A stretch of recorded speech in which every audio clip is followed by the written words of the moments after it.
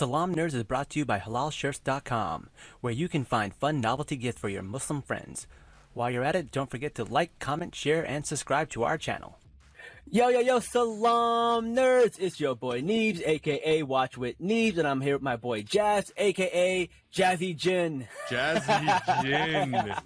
I have never heard that one, and how appropriate for this episode.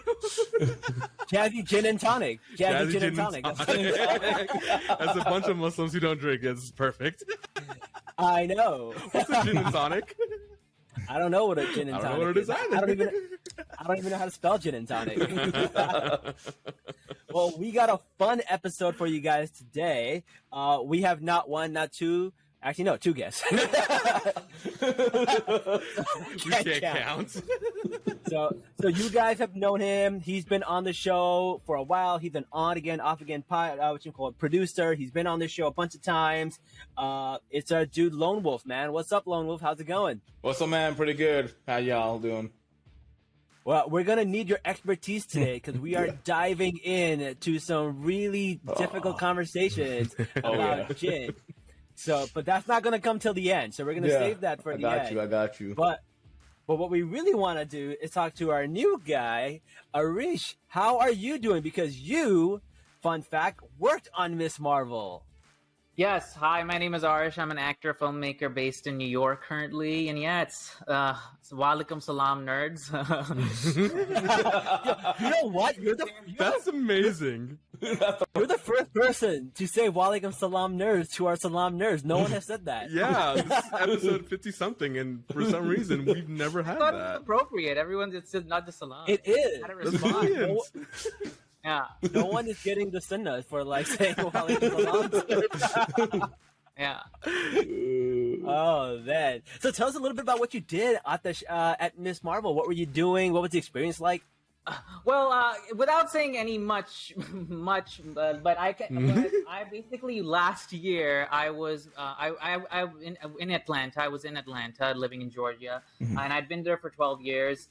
And pre the show coming out, I feel like I manifested this into my life, or the white version of saying dua. You know,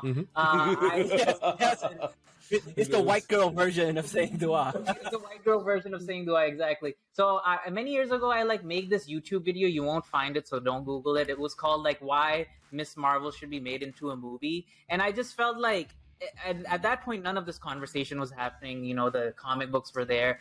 And I just was really interested in this becoming a movie at some point. And I knew it might be, Disney Plus didn't exist. So it was kind of in the ether in my mind. I was like, if this ever comes up, I just want to be a small part of it. So I was always interested in filmmaking. So in Atlanta, as you're aware, apart from LA and New York, it's one of the biggest markets. So I was already kind of working in the film industry. I worked on a bunch of sets. So then I heard about, Miss Marvel happening. So I wanted to be involved in a certain way. And then I heard about this opportunity because I worked in the film industry of just becoming a production assistant. And I became a production assistant on that show for a little bit. So that was, that's kind of how I got in. And yeah, it was an amazing experience. And it's just great to see, it on screen now. It's just really amazing. Yeah. No, manifestation works, man. I ended up at the screening and a red carpet, and it's so wild that happened because a year ago I had no big TikTok account, I had no Marvel anything. I was just reacting to reality shows, and now all of a sudden I'm interviewing Iman Vellani and soccer. It's wild. Manifestation works, man. Dua works, man. Dua works. It's a real thing. It's a real thing. But that's pretty awesome, man. I'm really glad that you got to be a part of it. I didn't know if you were living there or you just happened to be there. And that's really cool that you got to be part of the experience. But you were actually on screen because I think I saw you. Maybe the backside of you or something. Mm-hmm. So yeah, there were a few scenes that I was in the background. If you look really closely, you'll be able to see me in the first episode when the Coco Corina scene. I'm the jeweler in the background. Basically holding the necklace up like this, and then in the second episode you see me I think in the masjid scene where I'm just one of the next to Sagar. Oh, okay. That's cool. I like how they're recycling you in a bunch of scenes over and over Right. again. It's the multiverse, yeah. You have a variant. I have a No, variant. the jeweler in needs every- to do namaz too. Yeah. The jeweler needs to go to the masjid also. Like, yeah. Yeah, Makes that's sense, fair. yeah. That's fair. Yeah, the Muslim variant. Yeah, I'm the Muslim variant. I love that. Were you in the wedding episode also? Not in this one, no. Okay. I saw a lot of faces in this wedding episode. I saw Sana. She was in there. That was really cool. Yeah, she And, had her Stanley moment. Yeah, she had her Stan Lee moment. I love that. That's so funny. Good for her. She deserves that Stan Lee moment. Absolutely. She's awesome. Mm. I love how the cow calls her like that's our Beyonce. They love her so much. It's really cool. Sana's It's a done lot an of amazing job. I met her at Tribeca last week, and I properly talked to her, and I was just saying like this was the first show that I've like properly worked on, and it opened so many doors for me in terms of the film industry. I was able to work in like Stranger Things after that, and Ozark. wow. And No way. And it's just like, I just feel like this show itself will open so many doors for Muslims, for Pakistanis, for South Asians. Yes. Already doing so much. Like just the conversation we're having right now, like wouldn't have been possible without this show. So I just You're feel right. like he's done in such an incredible job, and just kudos to her and the team. No, that's so true because even as a content creator on TikTok and stuff, it's crazy because like I would never be in conversations with some of these like big creators, and this is one of the rare times where they're like, hey, you should listen to Pakistani voices, and like just so happens your bro got a Pakistani voice, and like people have been like promoting me and stuff, and it's really nice to see people do that. People go out of the way. Big time creators are like, you know what? I can't speak on this. Here's somebody who can talk on it, and it just helped my platform more and more. And this show has like it ripples down way more than just movies. Like people are talking about like, you know, like, oh, I want to go and take a Bollywood class because I saw this episode, right? There's all these cool conversations happening. It's a big ripple effect, and I love that this show does that. It's really cool. Mm-hmm. So let's start recapping this episode, right? So what happens in this episode? We find out a little bit about something called the Noor dimension, which I thought was really cool because Noor actually means light, and her powers are hard light, which I thought were really, really cool and a great way to kind of add that together.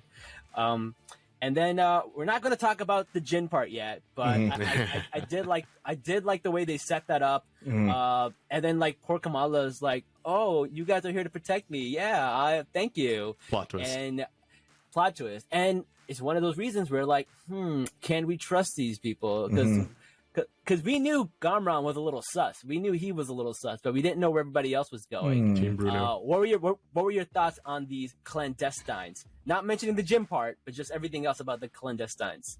What were your thoughts, Lone Wolf? Man, so not going to the Djinn part, which it did upset me, but like the rest of it, that plot twist actually took me by surprise. I really thought they were there to help her. So that was cool. And when they first introduced us to the clandestine in 1940s pre-partition, right? I thought that was super cool.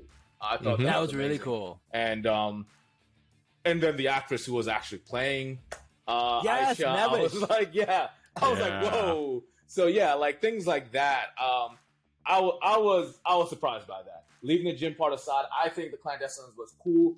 And clandestine in the comics, we call them it's clandestine. Yeah. It's 2 words.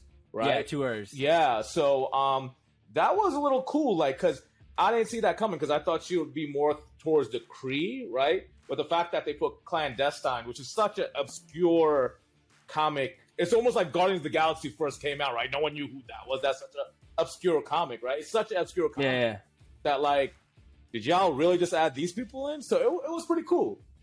It's not a one-for-one translation, but it was pretty cool. One thing I want to point out is on our live stream. Yes, we are live for the first time in ever. We have Del Hewitt Jr. and he was actually just saying that this is based on the clandestine comics. So good stuff, Lone Wolf. So good for bringing it up, man. Because that's exactly what it is. By Alan Davis. And there is one Djinn. So like clandestine, there's one Djinn, right, on the team. So fair enough. And it was just weird because like I guess like the elder of clandestine, the dad. I don't want to give too much away. He used to be a crusader, right? So I'm just like, a show about Muslims. You bring a team where one of the guys used to be a crusader. Like, I want to know what's up. So, yeah. Did Arish, did you get a chance to work with any of the people who were on the clandestine team or anything like that? Like, did you see them around? Okay. So, like, on this episode, what was, like, your involvement? What were your day-to-day stuff that you were working on when you were on the show? Well, generally speaking, I didn't work on this episode from whatever. Okay. But generally, a production assistant your job as a production assistant on any TV show or movies, like, it can range from like a very like dealing with background, or it can deal with just like helping out the director or assistant director with something. So it's really variable based on, and your role can change based on if it's a bigger production versus a smaller production. So it was kind of like every day was a different challenge. This particular episode I did not work on. So Good. I asked that on purpose because I want people to know that when we ask you stuff, there won't be any spoilers because you didn't work on this episode and you don't know. So I wanted to even put that out there. I don't want to get sued. And I know that's important too. Yeah. Oh, yeah. No one's gonna mess with your NDA. Like, make sure. Yeah, and plus I don't even know anything. So yeah. No, that's pretty true. So, so you talked a little bit about the partition stuff. Though it looks like they're just like starting the partition, but like when they dropped that, the British have looted this place twice already. I was like, yup, call them out, Yeah. You know what's really interesting? One of the biggest things that the British are known for stealing is one of the largest diamonds in the world. Kohinoor diamond. Kohinoor diamond. Noor is where they're from. I was like, whoa, cool little nod there to the diamond. I thought that was pretty cool, which they still haven't given back to us, which is the way I see it, man. All these museums in Britain right now are an active crime scene. All right, we know they're stolen. We know they're there. Why can't we just go there, take it right back? If anything, that's justice. But as of right now, Killmonger did it. Killmonger did it right. Yeah, no. Yo, bring back Killmonger. Kamala and Killmonger team up. Get that down back. Let's go. Put it on Marvel Unlimited. Kamala, Killmonger, and Layla. Layla also would steal artifacts and bring them back to Egypt. Like, yo. Yeah. Fun fact about the Killmonger scene, it was actually the High Museum in Atlanta. No way. Nice. Yeah. There's so many cool scenes that are filmed in Atlanta. Is that mosque also in Atlanta, or is that like a set? Like, where is that place? Yeah. Well, I think yes. It's everything is mostly shot in Atlanta. Because they're doing really really smart things with the writing. I remember when I talked to Arish the first time, I was like, "Hey, man, this is what they're doing. Like, what do you think's gonna happen?" And the first thing he goes is like, "I trust them." That's the first thing you told me. You were like, "Listen, man, I trust them," and like you have a lot of faith in like the people writing and stuff like that. You want to talk a little bit about that? Like, you just like what do you think?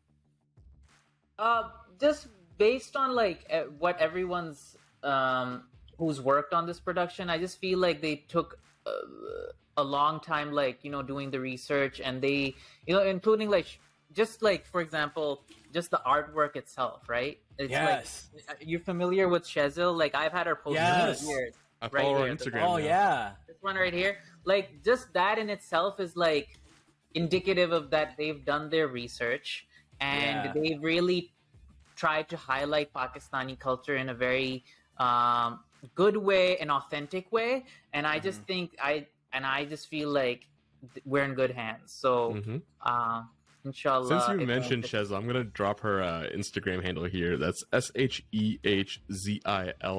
Shezil Malik. Please go follow her on Instagram. She's really cool. Yes. Definitely do it, man. Amazing stuff. She's a very prominent artist in Pakistan, and I first kind of came across her work with the Aurat March, which in Lahore. Yes. And then that's when her posters kind of went viral, and then he's really famous in Pakistan. And then I learned about this being in Miss Marvel and stuff, so it was really cool to see that happening. I'm glad you told Neebz to, you know, trust in the producers and the directors, because I was actually really nervous about it initially. I know we talked about it on our previous episodes. Before Miss Marvel came out, I was really nervous that they might screw this up, that they might, whitewash it a bit. They may, cause a controversy that causes like all of Muslim Twitter to go like blow up on the show. But the moment you told Neebz, I trust them, that's when I felt relieved. So yeah, thank you for dropping that tidbit. It is because like there's so much false information out there, and it's weird. Like people were mad that like Kamala's mom isn't a hijabi anymore, and then if you go back and read the comic, you realize that she was actually never a hijabi. And then people were mad that Nakia was wearing a hijab in a different style. People went back and found a clip where she does wear her hijab in a turban style. So like a lot of people have like spread these like craziness a little bit too. What's the word? Just too early. If like it has a difficult. It's reactionary almost. It's reactionary, It's right? reactionary, Yeah, exactly. But like Nakia is a great example. Like she's such a great character, and people were so worried about her. But this episode, when those freaking DOD agents came in with their shoes on, and she's like, you don't have a warrant, you can't do this, like a badass. I thought that was peak Nakia. That was peak Nakia, right? And like what people were worried about is that like in the comics, her activism is really for like the community and for like Islamophobia. But in the first episode or the second episode, it felt like her activism was going to be more focused on people within Islam and sexism. But like you see in this episode, that's not the case, right? So people like made these assumptions based on one episode, but really they should have just trusted in the process, trusted in the writers, because like the way Nakia's character played out, perfect. I love her. I like no notes. Like this whole episode was really, fantastic, man. Like every little scene added to the story, and nothing was wasted. Like it was just such a good episode. But no, man, it's cool, man. Like Arish, what do you think of the characters? Like you've probably know more, so don't let on too much. But like characters like Nakia and stuff like that. Like, are you a fan of the comics? How do you feel about them on the show compared to like in the comics? I've just I do think Iman, based on the interviews I've seen with her and everything, she's literally the character, and she's done an incredible job, like just being Miss Marvel on screen. And based on like all the stories that she tells on these interviews, like how she got this role, she's never acted before. It's so I can't believe that actually. She's amazing. That's wild. Very impressive that she's able to like just become this person and step into those shoes.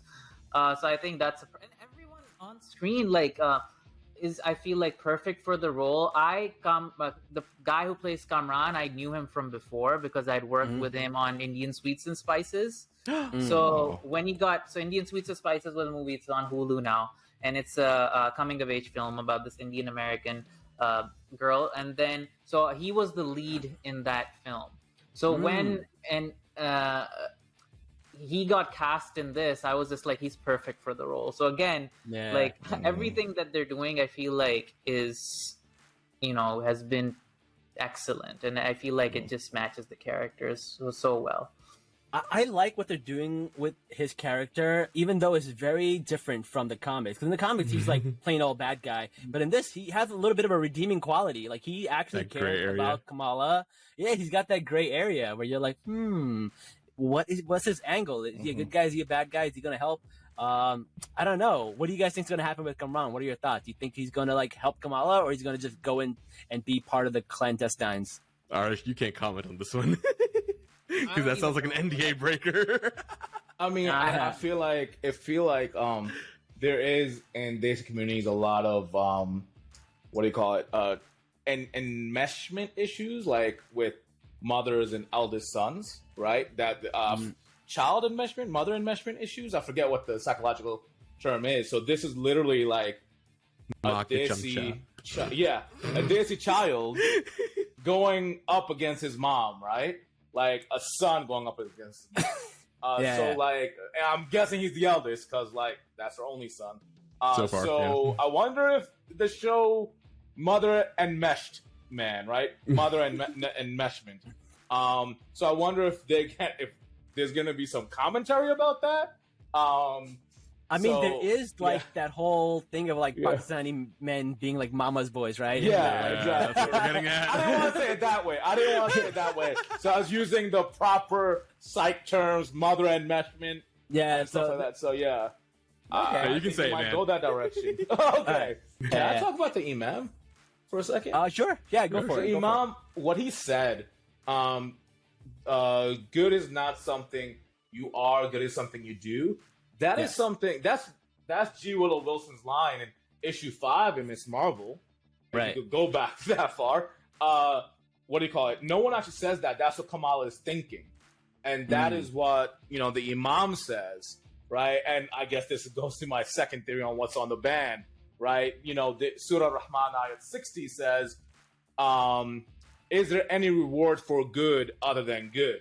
So I'm just like, is that another theme that's going to be Ihsan? Is that another theme that's going to be on the show? Because that is literally a line that G. Willow Wilson wrote that's very similar to this Quranic verse. So I hope like, they do explore that. I don't know. Yeah, That's really cool. I hope they do explore that. yeah, I really love that because like honestly, it's one of the things that like I take the most from my religion is that like good is not something you are, it's something you do, and like I apply that to my life all the time because it's not enough to be a Muslim. You have to go out and do good deeds, right? And Yeah. you guys know, like I did a TED talk years ago. It's called like the Chad List, and they talk about all the deeds that I do and why I do them. And charity is a big thing. I volunteer at a suicide hotline.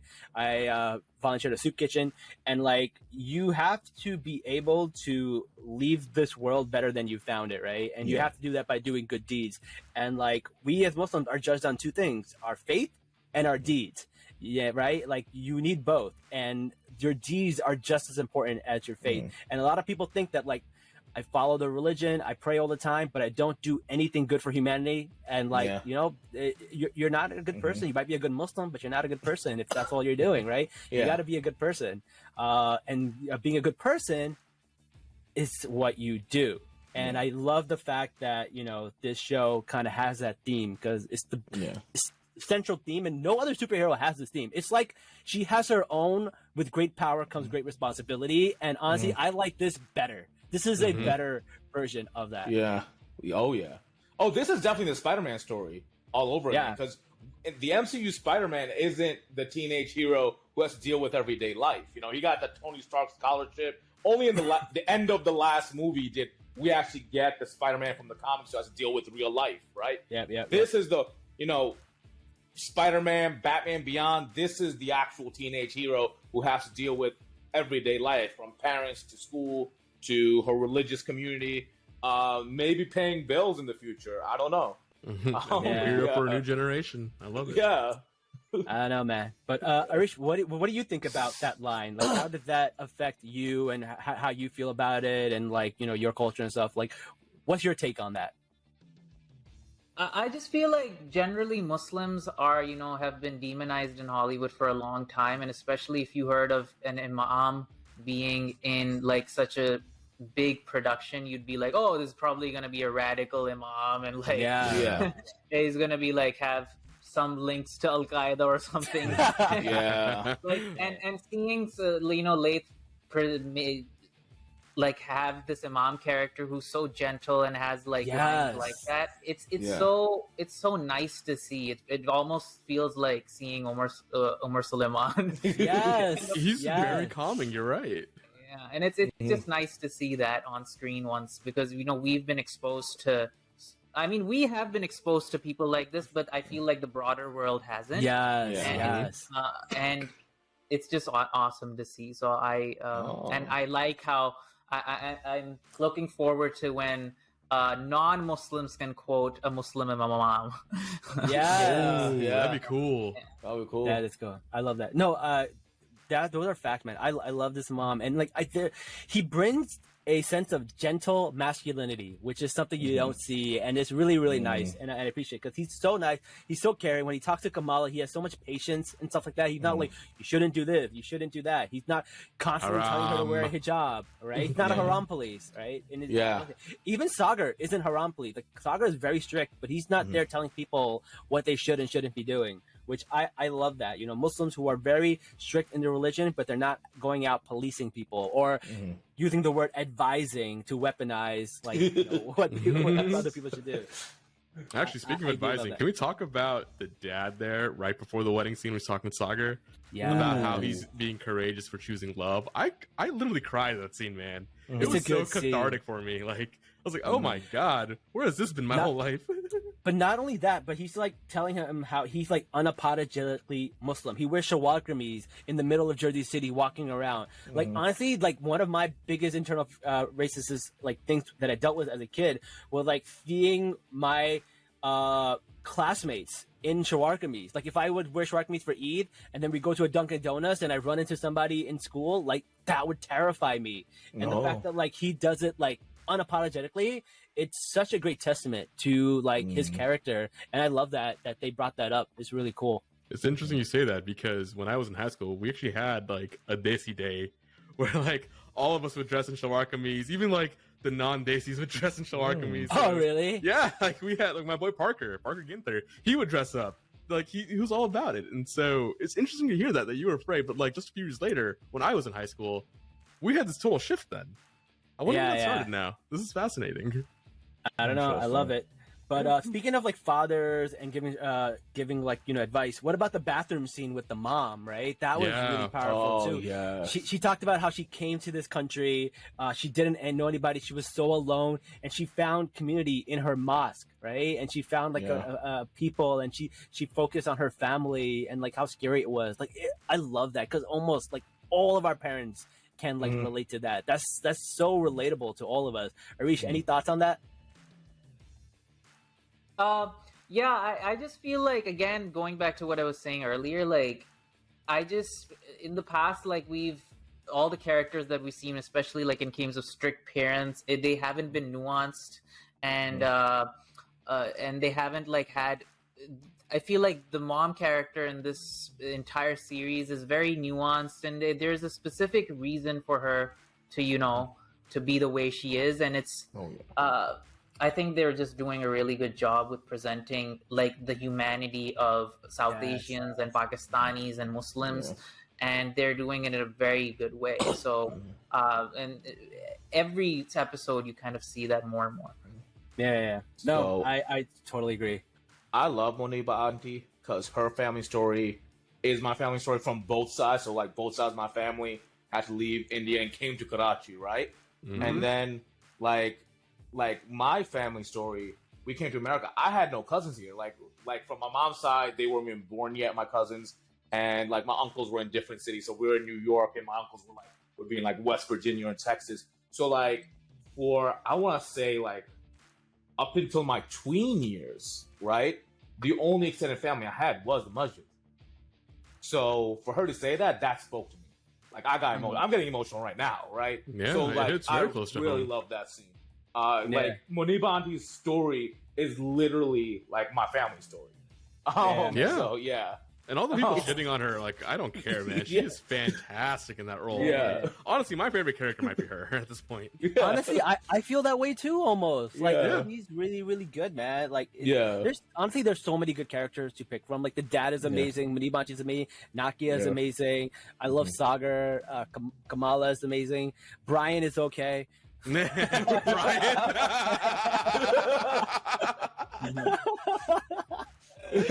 Oh, don't do my boy Bruno dirty like that, right? All right, cool. So let's go back to Arish and let's talk about production assisting. Teach us how to be like you. Yeah, how do we become a production assistant? What's it like? What's the process? And like, you know, if someone wants to go into this industry, like, how do they do that? Well, there are multiple routes, as there's no perfect route. But what I will say is there is the creation side of it, and then there's the production side of it. If you are interested in becoming if you want to climb the ladder, if you want to go into specifically like a very niche field, like if you want to become a cinematographer or an assistant director, I would recommend being a production assistant for everyone, because when I did it on various TV shows and stuff, I really learned how the industry works, how a film set works, and you really need understand how production really works. Mm. So once I was on these TV shows, I really got a lot of good exposure, and I met a lot of good people. But that's completely the production side. But if you are someone who wants to write their own material and then direct eventually or act, then that's another route. I feel like you just start writing and creating short films, and then you hire a production crew who can make the stuff for you. So hire a producer. So there are two different routes, but they're not specifically the same thing. If someone wants to go to the production route, I would recommend just starting in your local city. If you're in a smaller city, start finding like a film school or like film students who are like making short films, and start working as a PA on those sets. If you're in a bigger city like Atlanta, LA, or New York, you can again start with smaller productions. And eventually, the thing is, the film industry is smaller than you think it is. And word gets around. If you're doing a good job, then and that's how I got my jobs as well, because I was a production assistant and I knew certain people, and then I got hired for the next gig. So I feel like if you're persistent and you're hardworking and you're willing to learn, you can very easily move your way up. But just it takes a lot of being a lot of hard work and persistence. Yeah. Out of curiosity, can you tell us about the hard work you did and what shows you were on? So my eventual goal is to be I'm more of a writer director, and I also act. Okay. So I've worked on Miss Marvel as a production assistant. I've also done like Stranger Things. So a bunch of these shows, TV shows, I've worked as a production assistant on, and as an actor, I've worked on this show Atlanta. So what? You were in Atlanta? I was in season 3 of Atlanta in the episode 9. My first. Write this down. Wait, what happened in that episode? Because I watched them all. It was the black and white episode. The one with the kid who is trying to prove that he's black. Oh, yeah. Yeah, like trying to prove his black identity. That was a good one. That was a good one. Yeah. So I that was my first. I was one of the kids who was singing in the hall. Oh. I totally remember that. I see it. I actually see it in my mind's eye. Because my hair was longer then. That was from a few months back. Yeah. A few months. Oh, okay. Oh, wow. When would you chop your hair off then, man?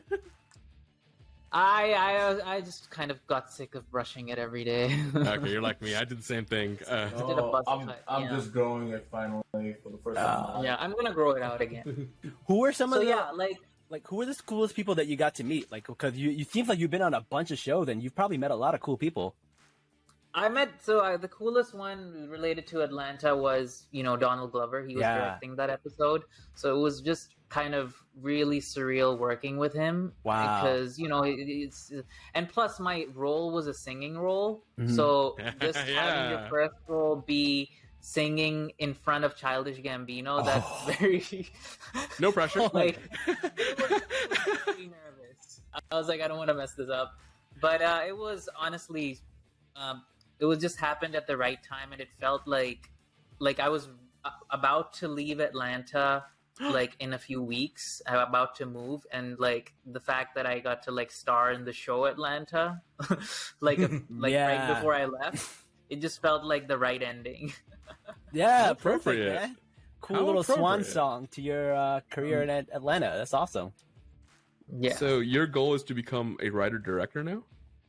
Yeah, so that's the eventual goal, inshallah. I am more of I do a lot of stuff. I write a lot of comedy. So I'm interested in like writing like dramedies. So that's more my scene. Ooh. So listen, can I pitch you an idea? I've had this idea Please. for a while. All right.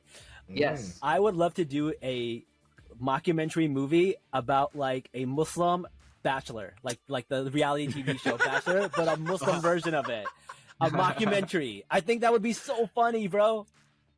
A mockumentary on that's this is hilarious. Listen, man, let's do it. Let's make it work. We'll enter it into Oscars. I'm telling you, man, we can make it work. Enter into the Oscars. Yeah, a mockumentary. Just make a fake game show. Just You know make what? a fake Better reality yet, show. just watch this be like Just an a fake elaborate reality scheme. show. Watch this be an elaborate scheme for Neebz to get married. Yeah, the whole thing is a scam to get someone to marry. Oh man, no, Ladies, good he's time. single, by the way. Forever single. Anyways, man, this was a pretty good episode, man. We talked about a lot of things. Great episode of Miss Marvel. Anything that you guys want to anything you want to promote? You want to get your TikTok, your Instagram? Want to get any of your information out Future there? What do you want to product share? or future productions? Anything you want to hint at right now?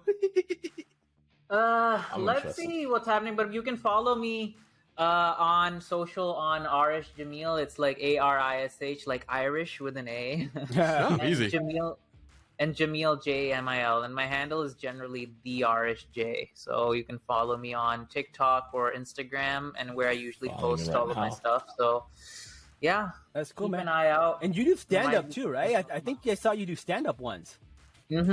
I do stand up too, but my main focus right now is kind of just working on more scripts and kind of get making more short films. So Cool. stand up is good practice for like joke writing and just kind of being. I always began as a performer, so I like being on stage. But my true passion is just like telling stories, even like just being behind the camera. I don't really need to be in front of the camera to